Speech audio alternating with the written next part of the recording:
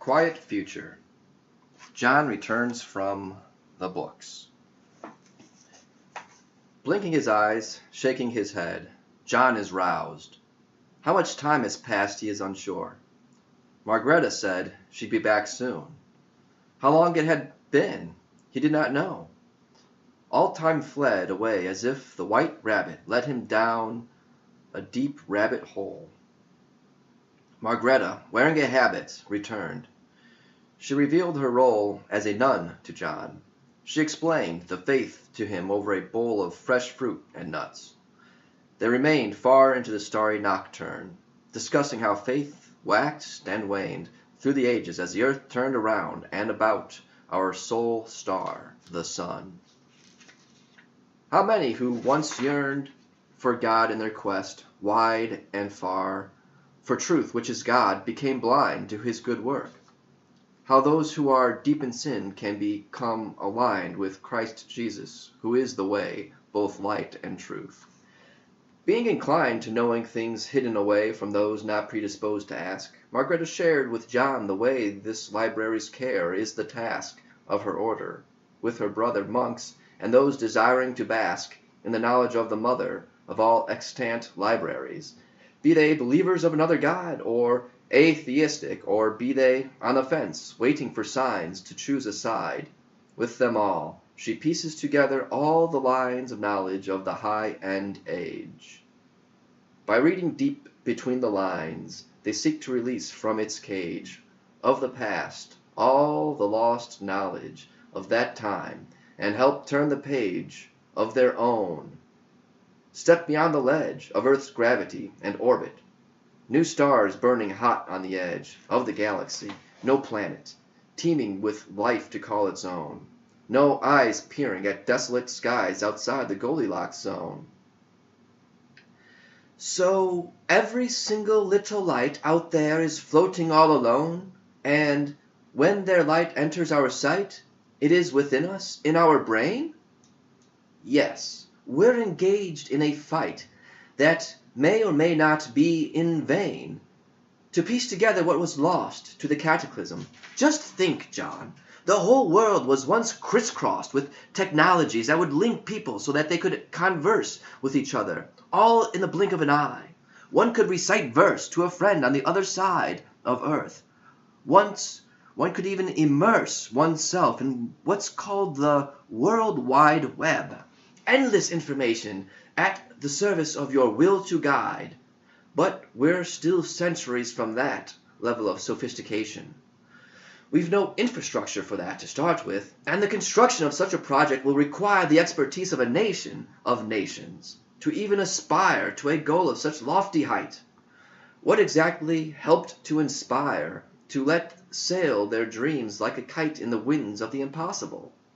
Did they even have the foresight to know what they were capable of 100 years down the road, when those living and still able to work were dead? What kind of code did they follow to help sustain them? What exactly was their mode of operation? It's insane what they accomplished in their time. There's no easy way to explain how they did it. What was their prime achievement? Gosh, John, I don't know. It's subjective. But they did climb to other stars where they could grow life on planets. How'd they do that? We think they were able to slow time down. Wait, what? How did they do that? Let me finish and you'll find out. Oh, right, sorry. Schrodinger's cat illustrates this well. Think about a cat concealed within a box. It is your job to figure out, without peeking inside the box, if the cat is alive or dead. Oh, that's easy. Just shake the box. If it meows, then it's not dead. John smiles. Margreta raises her eyebrow, chagrined at what he said. Clever thought, John. But say you were not able to shake it, or give it some catnip to make it purr. How do you know? Can you give a hint? No hints. Well, I give in. What if I tell you it will live and die? No, it can't. But listen, that's how God works on very small scales. How can that even happen? Ask God. But how? Just tell me. If you want to know, you must learn. But I can't learn. John, look at me. Never mind what you cannot learn. You want the answers, am I right? Yes. Work with me, and you will earn the answers. It will be a fight, but you can win, or die trying. I don't want to die. But you might. That's the high adventure. Dying before you accomplish your task is a dreadful thought, but crying won't help you. Although, if you ask me, I cried a whole lot learning this. It was not an easy task to stick with. John felt a burning curiosity within his mind and body radiating from his navel. To think how his life changed after stumbling here. Mysterious thoughts bloomed in his mind, once hidden but always there, like a star whose light has not yet bloomed in late night skies filled with fear. With John's imagination whet concerning ancient history, she felt that it was time to let John know about God more fully. Tell me about the song you read. Oh, yes, it was a nice story. A nice story? I also read this book. I found it on the floor. I think it fell. Ah, so what led you to pick it up and explore its world? Well, it just kind of fell off a shelf, and, well, before I knew it, I fell down the well. Margreta, sitting back, was quite amazed this was the book that fell. Of all the books in here that might fall, it was written by someone who was trying to reunite science and God. When he was done, he felt he failed, but realized not everyone under the sun holds science as so highly prized as he does, despite its supreme ability to find disguised truths. Many men came to blaspheme against the truth as they proclaimed truths of nature that it would seem a creator not need be named. But such is life in the city of man, fallen man, spirit maimed and marred, bloody and scarred, blindly groping in the dark empty space of wastelands outside the city of God. But even so, the whole race of humanity, the diverse groups scattered across every place on earth, searched their whole universe for God, the one who brought them here. Pictures, stories, sculptures, and verse, used by humans to bring them near to their Creator, waiting for him to speak a word they can hear across silent eons. What more could be done in the bright shadow of the city gate? Declare war, even a score, or kill a foe outside the door of heaven's gate? Betray your wife, cause grief and woe in those you hate, exacerbate the hell on earth, deny the love in your heart, further inculcate the death of God while he's above on heaven's gate, looking below as humans scurry, push and shove to where they simply do not know. Except when they stop, lie there still, quiet, calm, and sense the shadow, golden bright, as they let it spill for a moment across their soul. Like a dream it fades as they fill their fleeting time, that hungry hole of such voracious appetite, seeking out a worldly goal, yet unable to reach that height. Margreta felt she should explain these two connected works in light of his reading them. So as plain as she could, she went on to tell John about the different plane of reality. When he fell down the well of that strange book, he felt he was under a spell. The world took on a different look. She tried to explain the theory of life, how it started and took hold over billions of bleary years, the mechanisms and laws deduced from insight and query of phenomena and their cause. Describe and predict how it all began. Then, after a brief pause, she began breaking down the wall, brick by brick, separating man from God, after the garden fall. To Renfrey.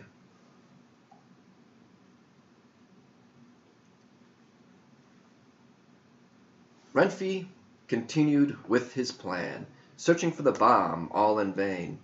The world had moved on as time ran. The old civilization's pain was still throbbing thousands of years gone past. Left with only the stain of their grandeur, Mother Earth's tears flow for those she lost. Man could not stop what he began, and the tears of Chief Seattle, they were not in vain. He saw the destruction that was soon to come. The whole lot of modern man, their instruction to consume and to nothing yield, finally met an obstruction. Mother Nature deployed a shield, halting progress so humankind could not work in the field to slow down and collect their mind, to shake awake their sleeping eye, to help them see and to remind them from whence they came. In the sky their heads were stuck, so unaware of their connection. They were high on progress. They could only stare with blinders at the bottom line. "Milord, I am here to report that we have captured every town." Renfrey interrupts with a snort. "Of course we have. Look at my crown, Cromwell. Can you not conceive your king will not be brought down? If you could, it may help relieve this sudden, interminable lack of confidence. Just believe in me. All the miserable townfolks we conquer will be free soon. The once unconquerable great city shall fall. I will be their lord. They will of their own choice see my light and follow only me. Mine will be the only voice they hear. See how far we advance with ease? Soon they will all rejoice, and all of them will take a stance with me, and all who disobey will not be given any chance for redemption. Lord, if I may, we have captured these towns with ease. It is a sign we're on the way to the great city where you'll seize your rightful and predestined throne. But, my lord, if you only please consider that we're in the zone of the shadow tribes, we must change our strategy. They are known as unruly fighters with strange manners of attack. They drive cars that thunder, and when they're in range of battle that fight as if Mars himself were on their side. My lord, please." Renfrey replies with ease. "The stars are with me, Cromwell. Be at ease. You will win. And if not, just know I will carry on. So please, please, never come to me with this show of weakness. Just remember, Tom, and know that whatever you sow, your family will reap. And Tom was much more dear to me than you." Cromwell leaves with a kowtow bow, not knowing what he is to do. Back to John and Margreta. Drifting deep into the Noctem, Margreta prays to you-know-who. "Dear Lord, I pray for all of them. Do they know you, Lord, like I do? Please forgive and do not condemn my friends. Let them recognize you in themselves and others. Let your love course through their heart. O Lord, who but thou can awaken them or bestir deep within their being the humility which they store away?